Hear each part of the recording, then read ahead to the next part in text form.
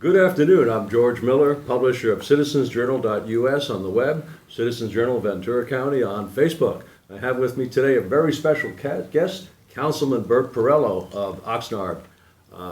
Bert ran for city council originally as a reform candidate, came in on a special election, which I believe was to replace Tim Flynn when Tim became mayor. And he spent 18 years on the other side of the podium in various neighborhood councils, the president of the Inter-Neighborhood Council, and he probably knows more about the other side of the podium than anyone. And he felt he had to be on the podium to make some changes that he wanted to do. Now, one of the things he's done that's unique in the city council is that he's demanded performance measurement. And in fact, he was the sole dissenting vote when city manager Greg Nyhoff was hired, not because he didn't like city manager Nyhoff, but because there were no performance measurements in Mr. Nyhoff's contract. So all this came to a head last week at the city council. I'm an eyewitness. I was sitting there Tuesday when Bert refused to vote for the budget, the annual budget, until certain performance measurements were put in as part and parcel of the budget. He didn't succeed totally in doing that, but he made some progress and he radically changed the nature of the debate going on about the budget, which is why we invited him on today to talk to us. Now, he put together a document which is called Councilman Bert Perillo's Fiscal Year 16 Budget Adoption Policy Governance Oversight Performance Action Plan. Say that back, repeat that back right now, and try to get that right. But the document caused quite a stir. And what's interesting is no one actually disagreed with the document. And in fact, Mr. Perillo's document actually included a lot of input from the other councilmen and the public. It was not exclusively his idea, but what was exclusive was to bring it together and actually put his foot down to make something happen. Now, there was quite a bit of pushback, partly because he slipped in at the last minute with no notice, and people felt like they had kind of been ambushed a little bit. But when they really looked at it, no one could come up with a single objection to a word that he wrote. So the reason we invited Councilman Perillo here today was to get his comments on the overall motivation for doing this and his overall motivation for being on the council and what's happened. So I'd like to start off, Councilman Perillo, thanks again for coming. Well, tell us a little bit, why did you want to be on the council in the first place, and what did you hope to accomplish when you came there?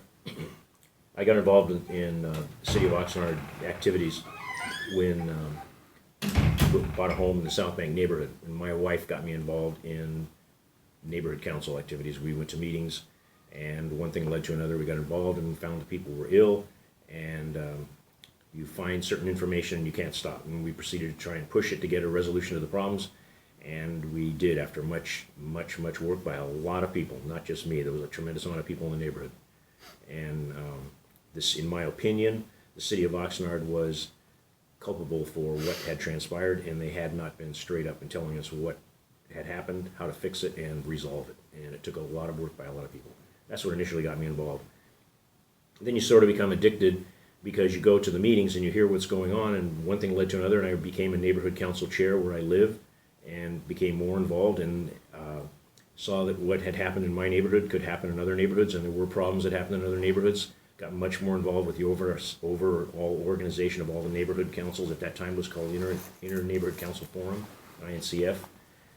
2009, I eventually got elected chair of that organization. We were able to accomplish, in my opinion, with the people in the organization quite a bit. And I kept getting pushed, kept getting asked, you're getting so much success to a point. Why don't you run for council? And I never, being quite frank, I never thought I was smart enough to run for council. And the more I got involved with helping other people try to get on council unsuccessfully, and watching the results after those elections would take place and people were in place and the problems and the issues never were resolved. It just sheets of the calendar just fall off. And so I put my hat in. I lost the first race, the second race to fill in the short term. I was very fortunate and I won. And it was an 18-month term, and then this last election, I ran again, and was, again, really lucky. I won by 10 votes, and that's how I got on the council. What did I hope to accomplish? I really thought that some of the activities with respect to how neighborhoods were treated differently from one end of Oxnard to the other end of Oxnard could be addressed if there was a councilman advocating for them, and I was wrong. I also thought that there would be the ability to question how the money is being spent. And it seemed to me disproportionately in certain areas and on things that didn't have the highest priorities to and help the whole neighborhood and the whole city. But most of all, when things came out in the district attorney's report and there had been things that were wrong, it's just the tip of the iceberg. You can't keep doing this kind of stuff. People have to be held accountable. Where I'm sure where you work, George, or you have worked, you are given so many opportunities to make a mistake, and the same thing with me. I come from private industry, and one of the big metrics is whether you're making money or losing money, and whether or not you're breaking any laws. And those are probably the most important metrics. They don't seem to apply as much in the public sector. Well, I can tell you a little sidelight. I've been to the district attorney's office numerous occasions, quite a bit before I got elected, and since I've been elected, and I continually get told that incompetence and stupidity are not illegal. If you can mix it up with some greed, we got something. I can't find it. And yet, you listen to the budget. We have to borrow $16 million. We got to cut 10. How did that money disappear? I'm not saying somebody took it, but that's a lot of money. Some of it was gone, but it was kind of hidden. The That's- negative balances in the different Right. funds and things like that never flushed out, and no one ever insisted on zeroing them out. Nobody really pushed. And even myself, when you would ask questions, you would get information back from people that were responsible for those departments, but it was clear as mud. You could not make heads or tails out of it. And I kept thinking there's going to be other council members that are going to jump up and ask these questions. It didn't happen as much as I thought it would happen. Well, now that And I'm not challenging either councilman's motives. They're all good people, but we just see things a little bit differently. Well, they all seem to have different skills. I think the main thing that you brought to the council is your reform-mindedness and your extreme thoroughness in analyzing every item on the budget. You probably study these issues more than anyone else, from what I can see, sitting on the other side of the podium. Well, I don't know that I could say that, but I appreciate that. Thank you. And now that you're here, George, it works this way. There's no point in going to a council meeting if you haven't read the staff report, and if you don't read the staff report and you can't come up with any questions, you haven't really paid attention to what's going on, because the staff reports are not that clear. I would have to agree with you. Now that you're here, what do you think you've accomplished so far during your tenure?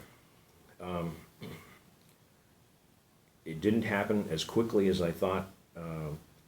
Me being involved and being able to say that I accomplished something. One of the big success, first off, the very first night that I was involved, it was the College Park Fire Station. I should have stuck to my guns and voted no on the project. I made a mistake there. I regret that vote.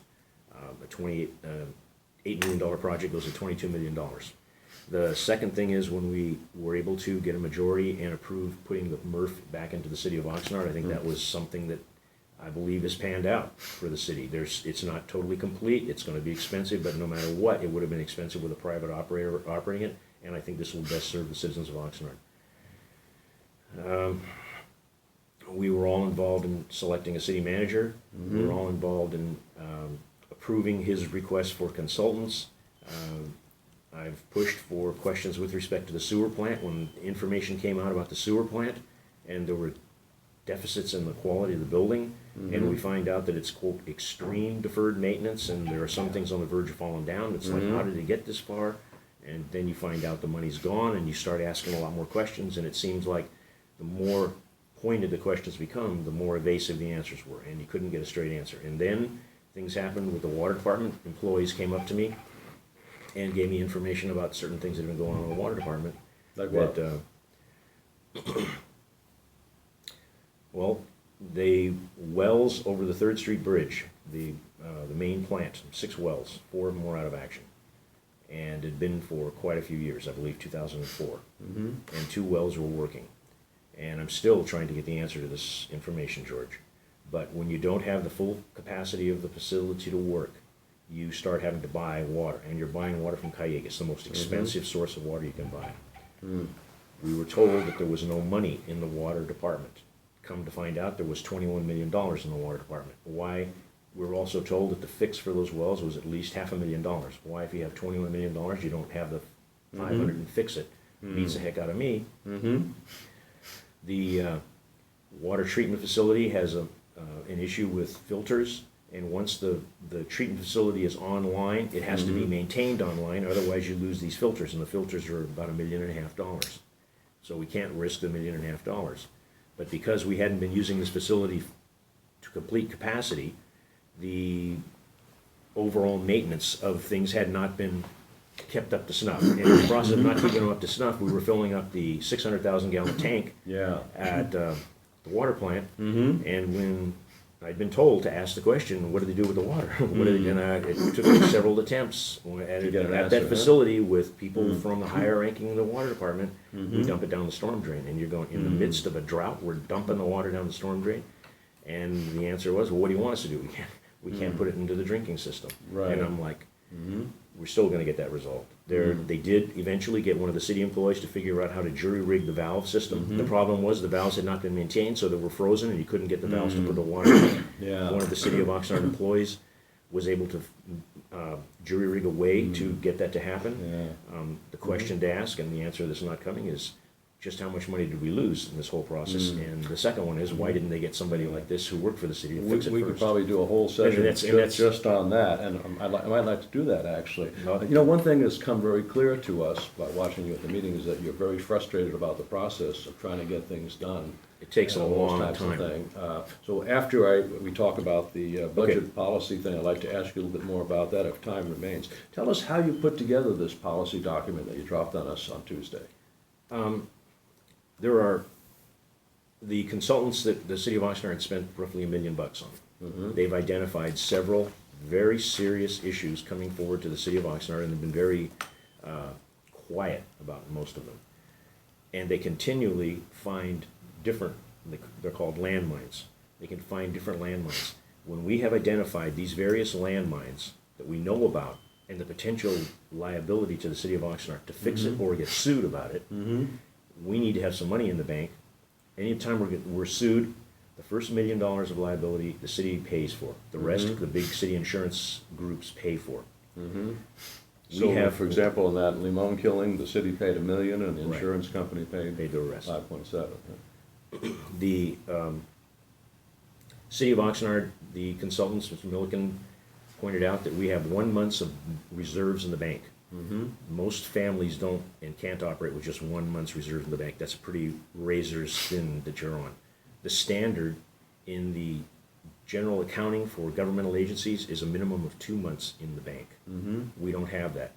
Our city policy is we're supposed to have 18% reserves. We don't. We are down into single digits.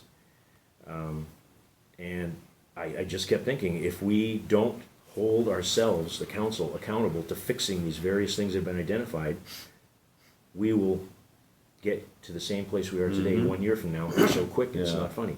And the other thing is the unknowns is what kills us. I mean, some of these things are extremely big. And we have on the budget, it's quote a balanced budget, but it's some could say it's smoke and mirrors because there's a $4 million concession expected from the employees if that works. And then the efficiency things and stuff. So how did you actually So anyway, with establish, the $4 million, if the $4 million isn't coming, if you divide $4 million by 365 days a year, it's $11,000 a day we're eating up of our reserves. We don't have this done. $300,000, boom, boom, boom, and we're in single digit millions of dollars. Anything goes wrong, we're in, as Mr. Nyhoff put, insolvent. So how did you actually put this document together? Tell me, what was the process with other people involved? There's other How people, did you decide what there's was quite a in few people involved in bouncing the ideas, you know, you're wrong on this if you word it this way. And the reason that it was put together in that format was versus verbalizing it. Sometimes when I get on a roll, I will forget something, so we put it together. And I'm very fortunate that I have people helping me. These are your advisors, your supporters? Yeah, supporters that and did that with supporters you? and advisors. Was anyone from the council involved at all in this? No. No, so strictly supporters, your folks, right? Yeah. But obviously you must have been listening to a lot of what went on in the meetings, because it contains things that others have mentioned too. Right. But George, you're smiling, you sit there and I'm going, we all talk about these things and it's like, okay, until you put a motion and you vote on it and it approves, it ain't, it's just hot air. Now, I notice in the list is focused exclusively on financial items, but performance measurement also gets into service and quality aspects as well. Do you intend to expand that later on? Yes, To, and I'm not sure how, but if we don't address the finances, we're going to We're going be- down. We're going down. I mean, I don't want to scare people, but we're going to be in extremely difficult situation. When you have a city manager who comes on board, and it's taken him close to a year to tell you that you're on the verge of insolvency, and we've been asking these questions for a year. and it's not that bad, it's not that bad, and all of a sudden now the report, we're insolvent. It's like, holy cow. The reason we couldn't declare bankruptcy, we're told, is that we have Measure O. And as long as we have Measure O, the state would require us to exhaust all the tax money coming in from Measure O, which is a multiple year life on this thing. So we technically couldn't, That's what, about 14 million a year or something like that? 12, yeah. We couldn't declare bankruptcy. If we did declare bankruptcy, the state would probably say no. But the issue is, if we, in my opinion, the management that was in the city would have run the city into the ground. For my part, I never knew we were this close to insolvency. I'd ask those Me questions. neither. A lot of people didn't. I had no A idea. tremendous amount of the people that work for the city, a lot of good men and women who work for the city. The unions do not believe the state of the finances. The public safety has hired their own They hired auditors their to own go auditor. back and, Right. I have to say, if they can find funds, we're all ears. We're Yeah. all ears, because I could not believe it's as bad as it is. Yeah. Now, you changed your vote to vote for the budget only because the council members all promised you to take this up and that it would become Right. part of the policy deliberations. And City Manager Greg Nyhoff also did it, and we have it on videotape. We have proof, right? Well, he was- So what's the next step? Mr. Nyhoff was a little bit, in my opinion, goosey in that he thought that this was going to be a review of his work. In my opinion, all this is asking is that the council has to be held accountable by the residents. You only do that during the elections. But if you don't give them a scorecard to check how well you've done, what do they? All they have to look at is your campaign and whatever you tell them, and for the most part, people don't pay attention. But if the council puts in a policy that they have to take specific actions, and those actions have to be done, you give the direction to the city manager, I believe Yeah. it'll make his job much more comfortable, and that he's not fighting fires left and right. So He you're knows he has regarding a this as direction. more of a performance measurement for the council than the Yes. city manager then? Yes. And But the I believe council it will- should then hold him accountable as Right, well, right? because the council has yet to decide how they're going to review the city manager's quality of work. That's one of the reasons I didn't support the contract. It is not yet identified how we review the quality of work that he's doing. Right. And I believe there has to be something like that. totally- Otherwise, yeah. no disrespect to accountability. government, city manager, none. But if someone else came into the city after a period of time, in my opinion, it would not be very hard to go back to the old ways. And that's scary. So far, he's been pretty responsive Yes. to what you guys have to Yeah. say. Now, it was my impression from listening that he committed to actually starting this process with his staff in July, and then in September, taking it to the overall Yeah. budget planning process. Is I that think, your impression? too? and yes, and I think that one of the things that needs to be said, we're gonna have these hot issues. You can't put them on an agenda that's gonna go till 1 o'clock in the morning where you have to do all this other stuff. You've gotta focus on the main The main landmines that these consultants, you've spent $1 million, they've told you, this is going to kill you. You gotta deal with it. One item only. If it's a special city council meeting, it's a special city council meeting. Knock it out. Focus on the budget, or a certain sub-issue Some within aspect that. that's potentially going to hurt the budget. Okay, all right. You've done a very good job summarizing this for us. Do you have any other final comments to wrap up? First off, you're involved with the online news agency, but the questions that you bring to city council, I wish they would clone you, and I'm not being funny. I mean, they need more people coming in asking questions. They need more people coming in asking questions. We've got our Larry Steins and Jim Lavery's and people like that, they're even better at that. There's a lot of smart people that watch, and there's a lot of smart people that watch and don't realize how much this is going to impact their Yes, services in the yes, city. yeah. From the landscape, from the employees' benefit package, from the Carmen override, from what happens if we don't get the concessions. As I mentioned, if you have limited amount of money in your reserves and something were to happen, a lawsuit, and you still have not gotten the $4 million, that's why I asked, what's plan B? What's plan B? It's kind of silly to go and not have a plan B. That you need to have some plan that you can move forward. And if you can't, how long do you wait before you take actions? Because the budget will not, the first day of the fiscal year, the budget's not in balance. That's It's a $4 good million place to short. stop, right there with those words. Thank you Okay. very much, sir. All right, I hope. Okay. So there you've had it, Councilman Bert Perillo, the conscience of the town of, city of Oxnard.